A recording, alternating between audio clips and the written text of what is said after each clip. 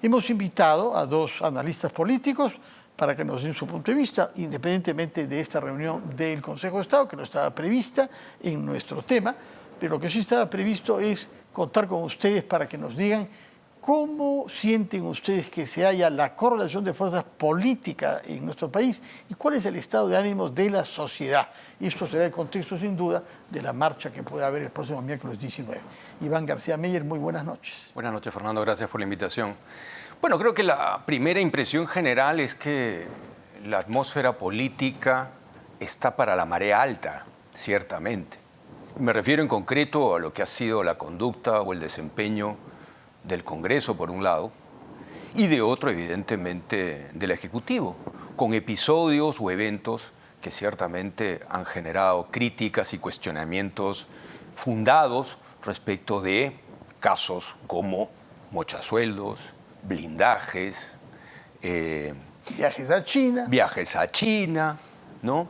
El caso del Ministerio de Cultura, muy reciente, con relación a este encuentro o cita con un grupo extremista, ultrista, y el largo etcétera que creo que la opinión pública tiene bastante claro. E-Salud, por ejemplo, ¿no? E-Salud es otro caso, ciertamente, y la designación de Rosa Gutiérrez, ¿no?, que venía obviamente a dejar el cargo de ministra de Salud por cuestionamientos con relación a la epidemia del dengue. Ahora, como decía, la atmósfera está como para la atmósfera política, para una marea alta, me refiero evidentemente a marea alta para la movilización, la protesta pacífica, ciertamente, pero me parece que tal y como está convocada esta marcha para el 19 de julio, no es o no se siente o no se percibe como una marcha de todos y para todos por democracia o mejor democracia. Me parece que es una marcha que está anclada de una u otra manera en el 7 de diciembre y en el golpe de Castillo aún, y que no se han hecho deslindes claros desde los organizadores o convocantes de esta marcha para deslindar, ¿no?, con un gobierno que estuvo ciertamente habitado por eventos de corrupción que cada día son más evidentes, ¿no?, y por lo que a todas luces fue un golpe de Estado protagonizado por Pedro Castillo el 7 de diciembre. Entonces, me parece que tal y como se ha formateado la marcha para este 19 de julio, no abre espacios para otros sectores ciudadanos que evidentemente no se sienten coincidentes con maximalismos como Asamblea Constituyente para una nueva Constitución, rechazo al modelo económico y la ambigüedad frente al gobierno de Castillo, que hasta ahora se mantiene en muchos sectores de izquierda. Entonces creo que esos son algunos de los límites que evidentemente tiene esta convocatoria para esta movilización el 19 de julio. Eso evidentemente no quiere decir de que no vaya a haber marchantes o no vayan a haber movilizaciones. Ciertamente van a haberlos. Lo que no podemos pronosticar ni predecir es cuál va a ser finalmente el resultado, la calidad, ¿no?, y el impacto que tenga la convocatoria y la movilización este 19 de julio, ¿no? Darío Pedraglio, tu opinión en relación a lo que acaba de decirnos Iván García Meyer. Primero que todo, muchas gracias por la invitación. Segundo, creo que las marchas adolecen de muchas de las cosas que adolece la política en general, ¿no? Es muy atomizada, no hay liderazgos claros, no hay una agenda también que unifique los intereses de todos. Hay algunos sectores que piden liberación de Castillo, incluso su reposición, Asamblea Constituyente. Hay otros sectores que más bien se limitan al adelanto de elecciones y es una marcha que piden que la marcha solo trate temas como la salida de Dina Boluarte. Entonces eso también hace que sea difícil conglomerar a todos estos sectores que hoy en día sin duda rechazan a la presidenta y rechazan al Congreso. Los niveles de desaprobación de ambos son palpables, son evidentes, se siente, creo, también eso. Y hasta ahora la clase política tampoco ha sabido responder a ese descontento de la ciudadanía. Ahora bien, viendo desde el lado del Ejecutivo, también hoy día creo que lo dicho por el primero Tarola es llamativo, ¿no? Cuando él, por ejemplo, invoca a las autoridades a que no sea una represión desmedida, si es que hay una represión. Me llama la atención cuando ellos mismos son las autoridades, no es como invocarte a ti mismo, deberían más bien tomar la decisión ellos, ¿no?, de bueno, la marcha tiene que cumplir las normas y nosotros también como Estado tenemos que cumplir las normas que nos competen. Creo que el gobierno corre el riesgo, si vuelve a incurrir en niveles de represión como les ocurrieron hace meses atrás, de que la marcha no sea solo el día 19, sino se extienda, que volvamos a vivir una seguidilla de protestas, que vuelva a paralizarse el país, que creo que es algo que ninguno de nosotros queremos, y es responsabilidad del Ejecutivo que también eso no ocurra, también de los marchantes, como muy bien señalaste, que marchen y que protesten como la ley indica, respetando a las demás personas y respetando a todos los demás que no necesariamente opinan como ellos, pero también es responsabilidad del gobierno encauzar esto de manera democrática y también creo desde la clase política comenzar a responder a la ciudadanía, ¿no? Creo que el Congreso ha demostrado en estos meses que por lo menos está en una burbuja, por decirlo menos, para no decir que le da la espalda a la ciudadanía. No ha sabido responder al clamor por el adelanto de elecciones, creo que eso era esperable, me parece que los congresistas en ningún momento tenían intención real de salir antes del 26, pero los gestos políticos son importantes y cuando viajan, cuando uno, solo el hecho de regalar billeteras, recuerdo, son gestitos que no contribuyen y que creo que hay que corregir en el corto plazo. ¿Para qué? Para encauzar el descontento y volver a un debate político alturado, ¿no? Iván García Mayer, ¿cómo ha reaccionado el Estado en sus diversas entidades frente a estos preparativos? Pues, a ver, tengo la impresión, por lo que vi en los últimos días, de que se anunciaban o proyectaban medidas como retenes en vías de acceso a la capital, principalmente, y me parece en general que, digamos, este tipo de candados desde el Estado pueden terminar exacerbando los ánimos en la protesta o en la movilización del 19 de julio. El argumento que se ha dado para el control en las vías es que no se llegue a Lima con armas arrojadizas, como ondas y hasta lanzas, que según dice la policía, fueron introducidas para manifestaciones en Lima hace 6 meses, ¿no? Ya, seguramente sí puede ser un criterio válido o un argumento suficiente para implementar este tipo de medidas. La pregunta que se cae madura es si solamente a través, digamos, de estas vías se logran ingresar este tipo de artefactos, ciertamente con un destino violento y que merece todo el rechazo. Yo creo que el Estado tiene inexorablemente en esta jornada del 19 de julio que ser pulquérrimo respecto de su función de control y de preservación del orden. No puede incurrir de ninguna manera y bajo ninguna circunstancia en cualquier exceso similar a los que hubo en jornadas anteriores.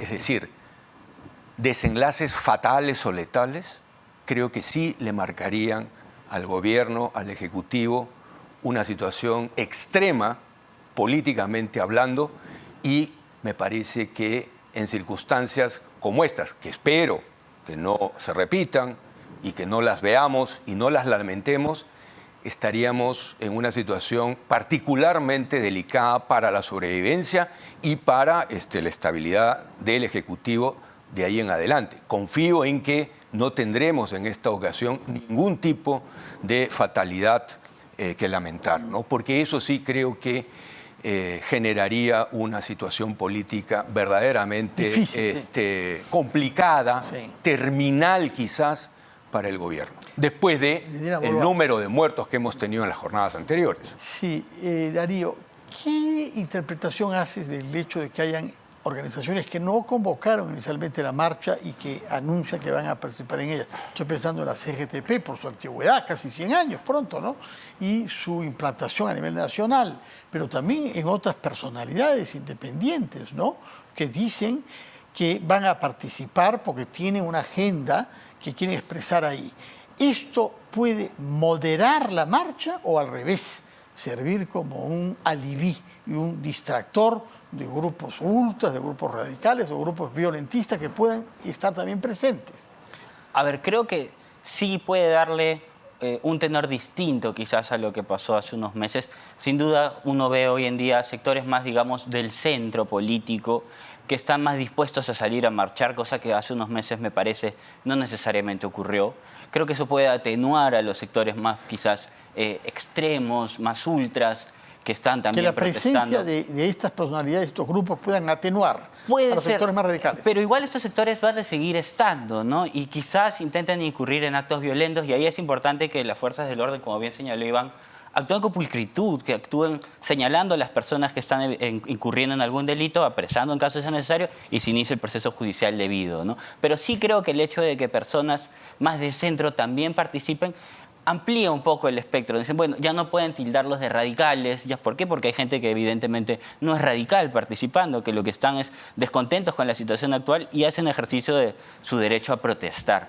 Y ahí creo que también es importante, porque a mí también me llama la atención algunos términos que usa el Premier e incluso también la Presidenta cuando hablan del tema, ¿no? Cuando el Perú ya está pacificado, el Perú... Y eso asume que el Perú está en guerra, ¿no? Y yo creo que es una presunción equivocada. No debemos ver al Perú como en guerra. No estamos en guerra entre nosotros. Hay que entender las diferencias, hay que entender por qué es que algunas personas reclaman. Hay que entender también que hay heridas profundas de lo ocurrido al inicio del gobierno de Dina Boluarte que no se han solucionado y que tienen que encontrar solución. Y ahí me parece que sí, sectores moderados ayudan a que no sea visto esta marcha como una marcha de extremos, sino también una marcha de centro, de decir, parte del centro también está descontento con lo que está pasando, también está descontento con el Congreso, con el Ejecutivo. Y quizás eso lleve a un Ejecutivo también un poco más dialogante, ¿no? Un Ejecutivo también un poco más abierto a decir, bueno, efectivamente, hay sectores que son ultras, que hay que, en caso de que recurran a la violencia, hay que controlar, pero también hay que escuchar. Hay que saber entender los descontentos y hay que intentar encontrar algún punto en común, porque al final los que pagamos pato, los que sufrimos, somos todos los peruanos con la situación actual y tenemos una clase política muy devaluada y todos estos hechos no ayudan. Y creo que podemos sufrir las consecuencias de esto en el 26, cuando hay unas nuevas elecciones, si es que llegamos al 26 o no es antes. Iván García Mayer, hemos hablado hasta ahora de los actores políticos y de las corrientes políticas que pueden estar o no presentes ahí,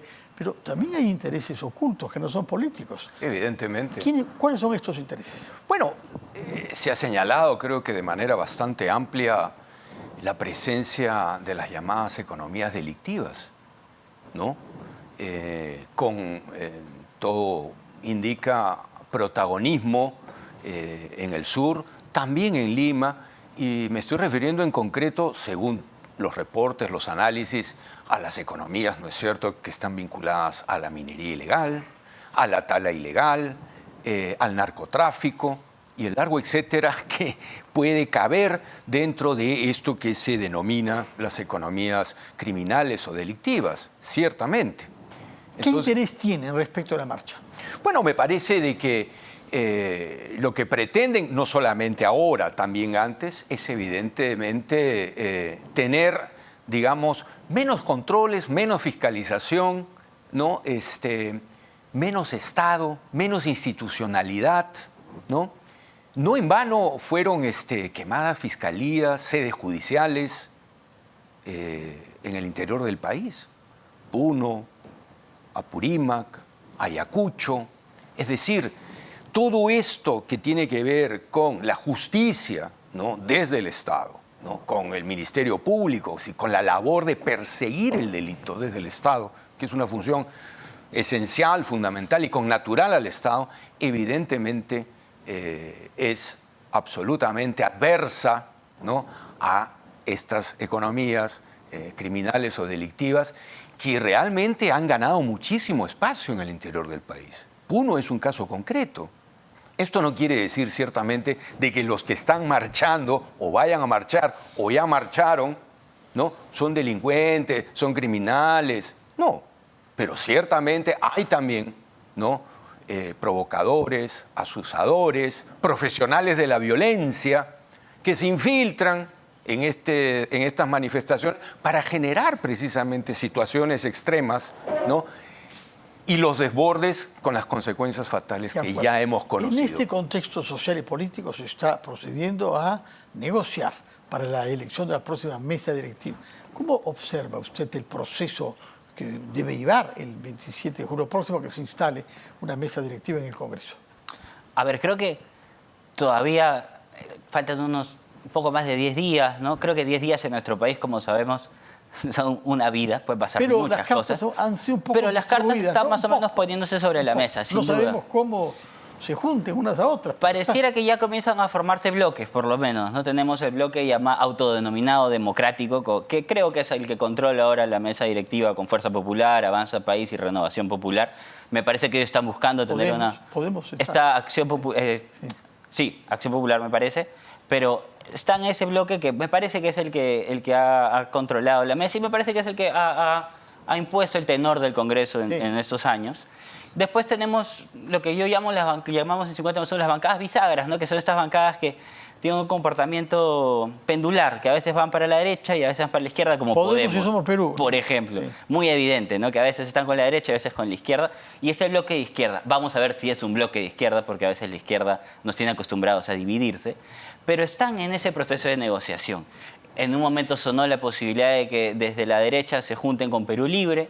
Parece que le han desinflado ese globo a Perú Libre, que ya en un momento sonó Cerrón como posible, no diría candidato a la presidencia, pero partícipe de una mesa con Fuerza Popular, por ejemplo.